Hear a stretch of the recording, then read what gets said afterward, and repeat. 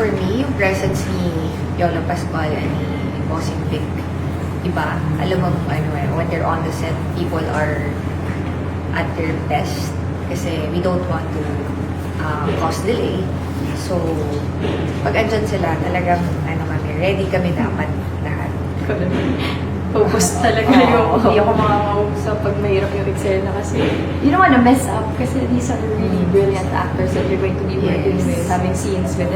It's my first time working with Yolo. Nahiya talaga ako.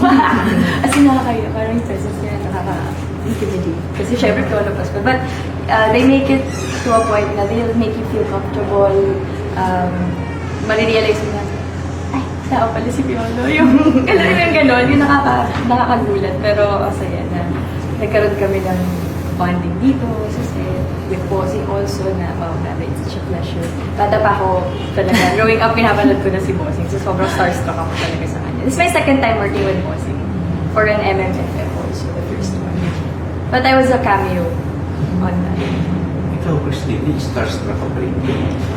Ako? Siyempre naman. So, starstruck pa rin ako pag ganyan sila Bossing, sila Piolo. Kasi, when it comes to acting, especially, parang very natural sa kanila.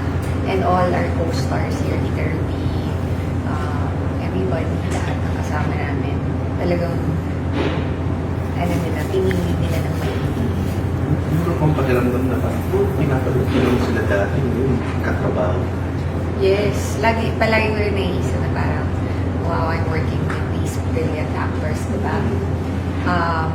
It's an honor for us both. So, kasi, we're, kung tutuusin, parang, wala pa kami sa lahat.